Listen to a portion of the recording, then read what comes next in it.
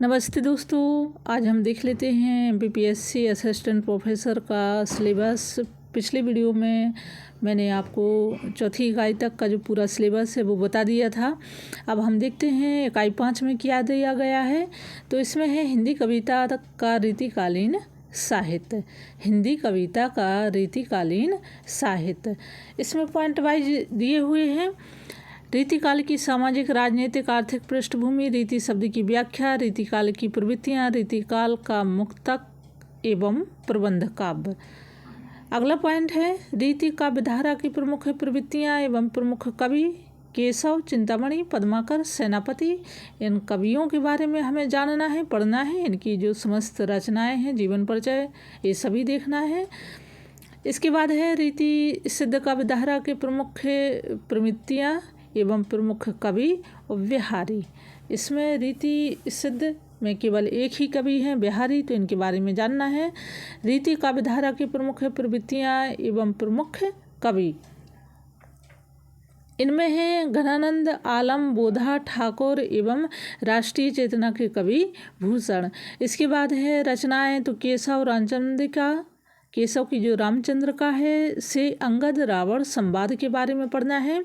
बिहारी की बिहारी सतसई संपादक हैं जगन्नाथ दास रत्नाकर, और दोहा संख्या है 1 से लेकर के 60, यानी कि 20 दोहे जो हैं बिहारी सतसई के, वे हमें पढ़ना है। अगला है घनानंद कवित्त, संपादक हैं विश्वनाथ प्रसाद मिश्र, और प्रारंभिक 25 पद इसके हमें पढ़ने हैं। भूषण ग्रंथावली, संपादक हैं आचार्य विश्वनाथ प्रसाद, आरंभिक 25 पद, शुरुआत के जो 25 पद हैं वह पढ़ना है। इकाई 6 के अंतर्गत हिंदी साहित्य का आधुनिक काल, इसमें हम देख लेते हैं कि इकाई 6 में क्या दिया गया है। आधुनिक काल की सामाजिक, आर्थिक एवं राजनीतिक पृष्ठभूमि, भारतीय जागरण, रेनेसां, भारतेंदु युग, प्रमुख प्रवृत्तियाँ, प्रमुख कवि एवं रचनाओं के बारे में जानना है।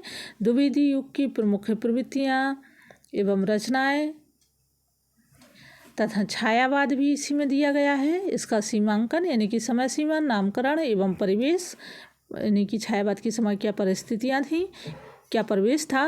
प्रवृत्तियाँ, प्रमुख कवि, रचनाएं, राष्ट्रीय काव्यधारा एवं प्रवृत्तियाँ, प्रमुख कवि, ये हमें पढ़ना है। इसके बाद है प्रगतिवाद, तो प्रगतिवाद के उदय के कारण, प्रमुख प्रवृत्तियाँ एवं कवि। प्रयोगवाद, प्रमुख प्रवृत्तियाँ एवं तारफ सप्तक के प्रमुख कवि। नई कविता के अंतर्गत हमें पढ़ना है समकालीन कविता, विशेषताएं, प्रमुख कवि एवं रचनाएं। आगे हम देखते हैं मैथिली शरण गुप्त तथा भारत भारती के अतीत खंड एवं साकेत का नवम सर्ग, ये हमें पढ़ना है। जयशंकर प्रसाद की कामायनी से चिंता, श्रद्धा एवं इड़ा सर्ग को पढ़ना है।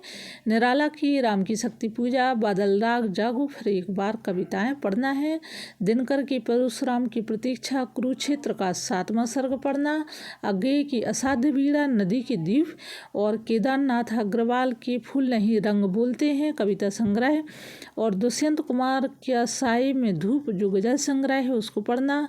कुंवर नारायण का आत्मजयी काव्य, नागार्जुन का बादल को घिरते देखा है अकाल, और उसके बाद कालिदास सच सच बतलाना, ये हमें इकाई 7 के अंतर्गत, इकाई 6 के अंतर्गत इसको हमें देखना है। ये आधुनिक काव्य के अंतर्गत आते हैं। इकाई 7 में है हिंदी साहित्य का आधुनिक काल, ये गद्य है। इससे पहले हम इकाई 6 में पद्य देख चुके हैं।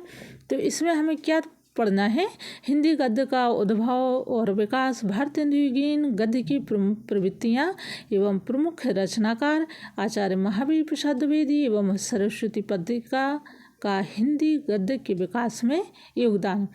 अगला पॉइंट है स्वतंत्रता पूर्व के हिंदी गद्य साहित्य एवं स्वतंत्रोत्तर हिंदी गद्य साहित्य की विभिन्न विधाओं का विकास। अगला पॉइंट है आपका हिंदी उपन्यास उद्भव और विकास, जिसमें गोदान है मुंशी प्रेमचंद का, मानस का हंस अमृत लाल नागर का, बाणभट्ट की आत्मकथा आचार्य राम हजारी प्रसाद द्विवेदी, बाणभट्ट की आत्मकथा आचार्य हजारी प्रसाद द्विवेदी का, और त्याग पत्र जो उपन्यास है जैनेन्द्र का। हिंदी ये हमें पढ़ना है। हिंदी कहानी के उद्भव और विकास के बारे में जानना है। इसके अलावा टोकरी भर मिट्टी माधवराव सप्रे, उसने कहा था, चंद्रधर शर्मा गुलेरी, नशा, मुंशी प्रेमचंद पुरस्कार, जयशंकर प्रसाद, तीसरी कसम, फणीश्वर नाथ रेणु, परिंदे, निर्मल वर्मा, वापसी, उषा प्रेमबदा, खोई हुई दिशाएं, कमलेश्वर, कोसी के घटवार, शेखर जोशी और गदल रंगे राघव की हमें कविताएं जो कहानियां हैं वो हमें पढ़नी हैं। अगला पॉइंट है हिंदी निबंध, ललित निबंध, नाटक और आलोचना का स्वरूप, उद्भव एवं विकास के प्रकार, प्रमुख निबंधकार, प्रमुख नाटककार एवं प्रमुख आलोचक, निबंध आचरण की सभ्यता, सरदार पूर्ण सिंह, मेरी असफलताएं, बाबू गुलाब राय, करुणा, आचार्य रामचंद्र शुक्ल, देवदारू, आचार्य हजारी प्रसाद द्विवेदी, एक लंबी कविता का अंत, मुक्तिबोध, मेरे राम का मुकुट भीग रहा है, आचार्य विद्यानिवास मिश्र के जो इन कवियों के प्रमुख ललित निबंध हैं, नाटक, आलोचना आदि का ये स्वरूप हमें जानना है।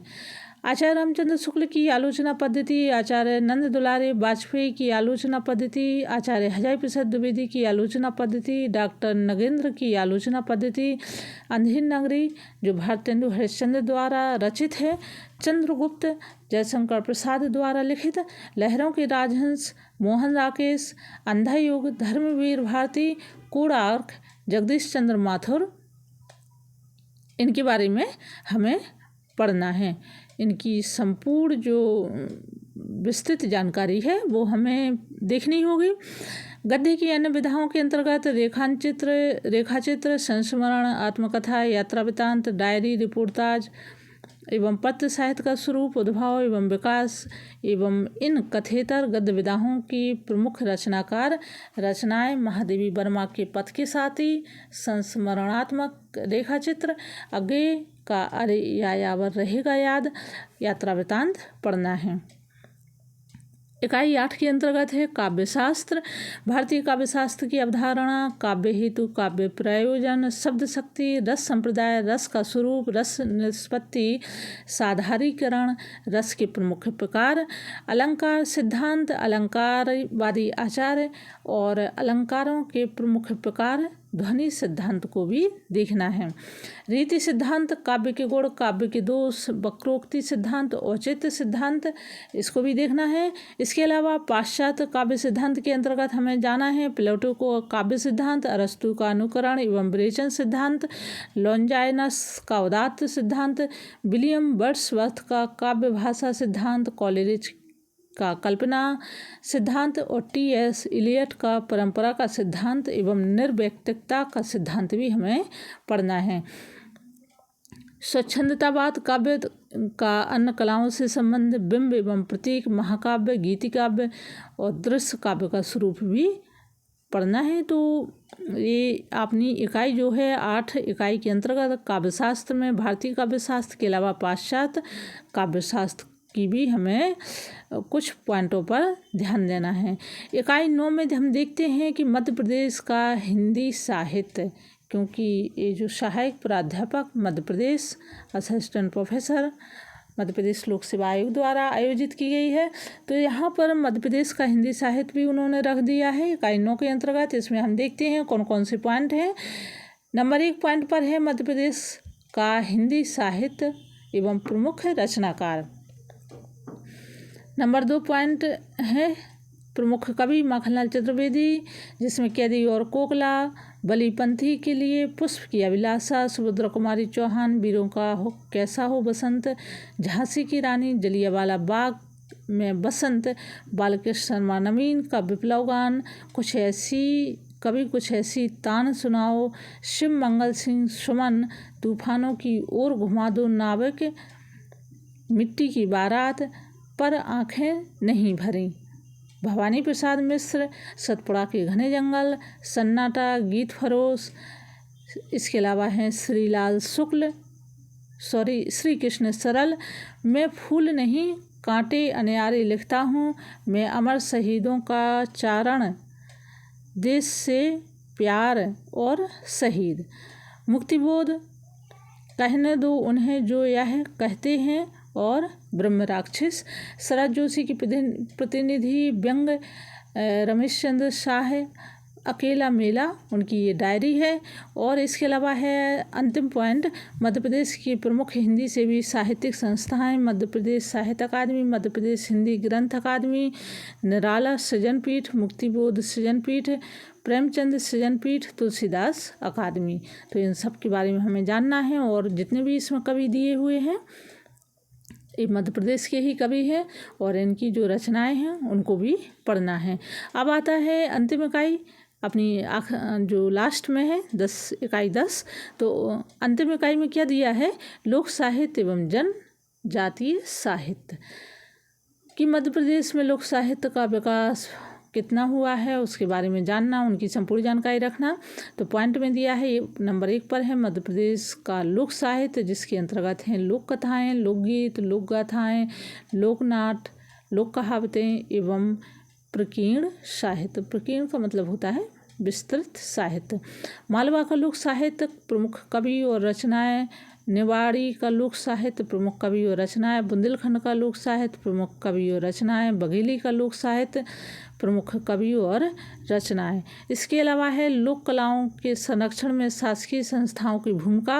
और अंतिम पॉइंट है जनजातीय साहित्य में संरक्षण संवर्धन में शासकीय संस्थाओं की भूमिका।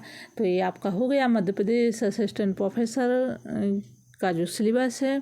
और हम सिलेबस के अनुसार ही यदि अपनी तैयारी करेंगे तो निश्चित है कि आप अपनी सफलता में जो है कामयाब होंगे और सफलता ज़रूर प्राप्त करेंगे। तो बने रहिए चैनल के साथ।